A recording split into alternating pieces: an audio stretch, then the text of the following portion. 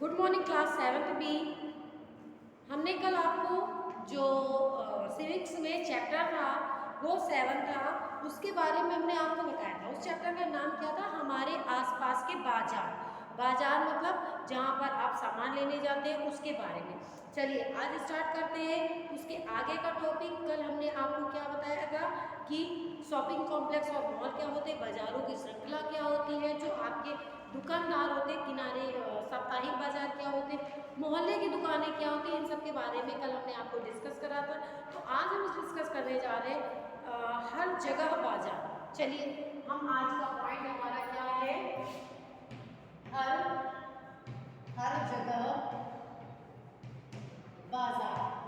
हर जगह बाजार। अब भैया हर जगह बाजार है वो तो आपको भी पता है, जहाँ जाओगे वहाँ पर सामान बेचने के लिए लोग खड़े और आप खरीदने के लिए खड़े हो। ठीक है, आप अगर खरीदने को तैयार हो तो वो मट्टी भी बेच देंगे। तो उसी तरह से हर जगह बाजार के बारे में आज हम रीड करते हैं, क्या बताते हैं। चलिए स्टार्ट करें।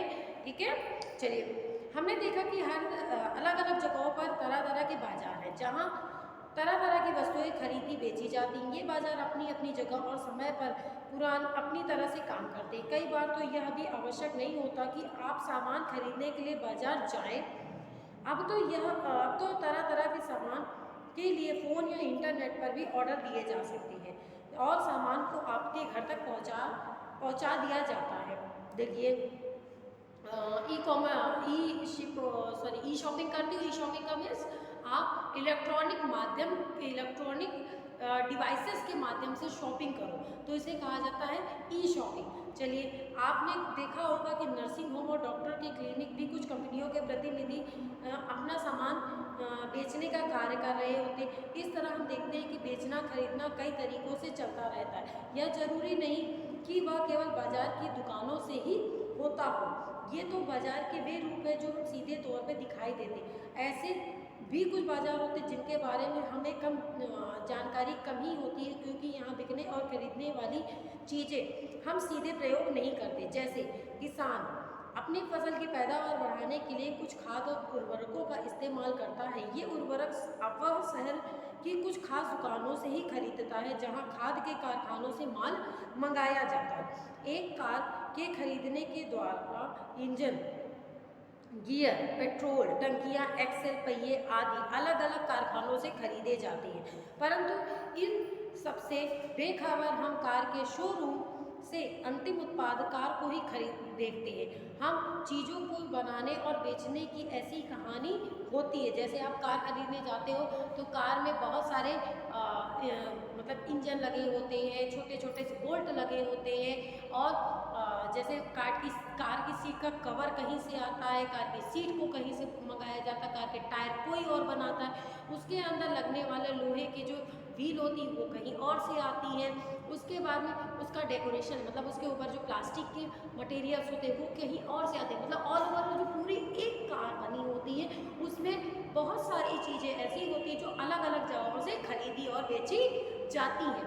ठीक है, फिर इसमें बताया गया कि डॉक्टरों के पास आने वाले बहुत सारे लोग ऐसे होते हैं। डॉक्टरों क्लिनिक में कुछ कंपनियों के प्रतिनिधि मतलब एमआर, मेडिकल रिप्रेजेंटेटिव जिन्हें करेंगे, मेडिकल का अपना सामान लेकर आते हैं मेडिकल कंपनियों की तरफ से, और डॉक्टर के सामने बताते हैं कि सर ये दवाइयाँ आप रेफ़र कीजिए, दवाई बहुत अच्छी है। इस तरह से वो अपनी दवाइयों को बेचने का काम करते हैं। वहाँ पर कोई भी ऐसा नहीं होता है कि मतलब आप सामान खरीदने वाला तो वहाँ पे पेशेंट होता है। डॉक्टर वो दवाइयों को प्रिस्क्रिप्शन पे लिखता है, पर्चे पर लिखता है। वो दवाइयाँ क्या करते हैं मतलब हम लोग खरीदते हैं जाके, हमें जो जिसको भी बीमारी होगा मतलब जो भी विक्टिम होगा उसको ज़रूरत होगी वो दवाइयाँ खरीदता है। लेकिन लिखने वाला कौन है? डॉक्टर। बेचने वाला कौन है? कंपनी। ठीक है, और खरीदने वाला कौन है? हम जैसे ग्राहक हो। ठीक है, बीमार लोग जो भी खरीदते हैं। ठीक, और यहाँ पर जो दवाई देने दिखाने के लिए लाया था वो क्या है? बीच का माध्यम हो गया जो सीधे कंपनी से आके डॉक्टर के पास सामान आके दिखाता है। यहाँ पर कहीं भी ये नहीं है कि आप सीधे सामान खरीदोगे जाके। ठीक है, समझ में आई बात? अब आगे आते बाजार और समानता।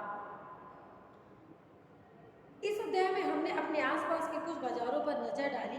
हमने साप्ताहिक बाजार से लेकर शॉपिंग कॉम्प्लेक्स तक की दुकानों और दुकानदारों को देखा। इन दुकानदारों में बड़ा अंतर, एक छोटी पूंजी से व्यवसाय शुरू करने वाला दुकानदार है, जबकि दूसरा अपनी दुकान के लिए बड़ी पूंजी खर्च कर सकता है।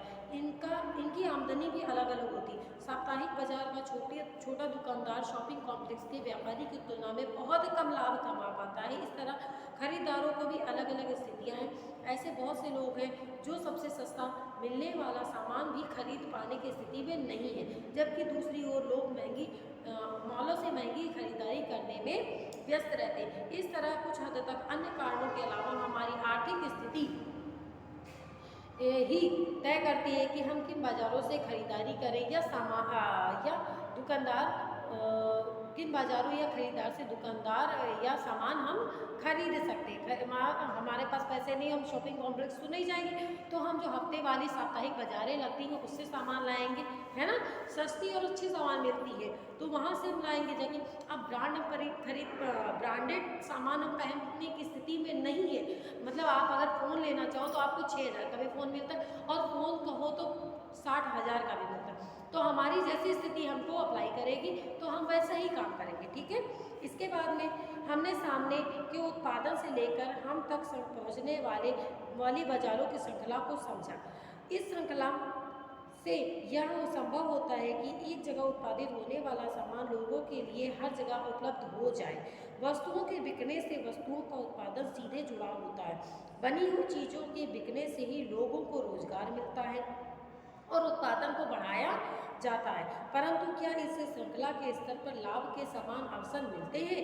आगे एक कमीज की कहानी अध्याय में हम इस सवाल को समझने का प्रयास करेंगे, ठीक है। आगे का जो चैप्टर है उसमें बताया जाएगा कि बाजार मतलब जहाँ पर प्रोडक्शन हुआ, जैसे किसान के पास अनाज उगा, वहाँ से लेकर के हम तक सामान पहुँचने में वहाँ पर जितने भी लोग बीच में मीडिएटर होते हैं उनको कितना फ़ायदा मिला, बराबर शेयर मिला या नहीं मिला, इस टॉपिक पर वहाँ पर चर्चा की जाएगी।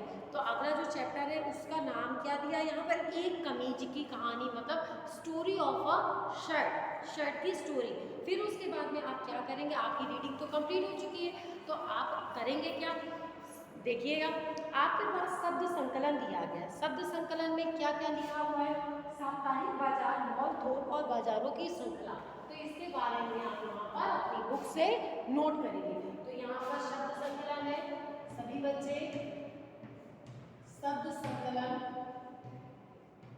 को अपनी कॉपी पर नोट करेंगे। जैसे पहला दिया है साप्ताहिक बाजार, साप्ताहिक बाजार। यह साप्ताहिक बाजार क्या होते हैं, जो सप्ताह में एक बार लगते हैं। नंबर 2 पॉइंट है मॉल। बेटा मॉल के बारे में सभी बच्चे बहुत अच्छी तरह से जानते हैं। नंबर 3 है थोक। थोक मतलब एक साथ इकट्ठे सामान खरीदना। और नंबर 4 है, अभी आपको लिखवाया था, बाजारों की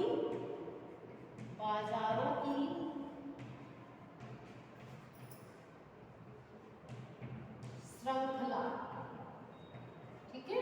लास्ट पॉइंट हो गया बाजारों की श्रृंखला। आपको ये अपनी कॉपी के ऊपर 4 पॉइंट्स यहाँ पे दिए गए हैं, ये लिखने। आपकी बुक में ये सारा काम दिया हुआ, तो आप अपनी बुक से इन चारों पॉइंट्स को नोट करेंगे, लर्न करेंगे। और सभी बच्चों को हम बार बार बोल रहे हैं, आप 1 बाय 1 आकर अपने स्कूल में अपनी कॉपियाँ चेक करवा सकते हैं, ठीक है।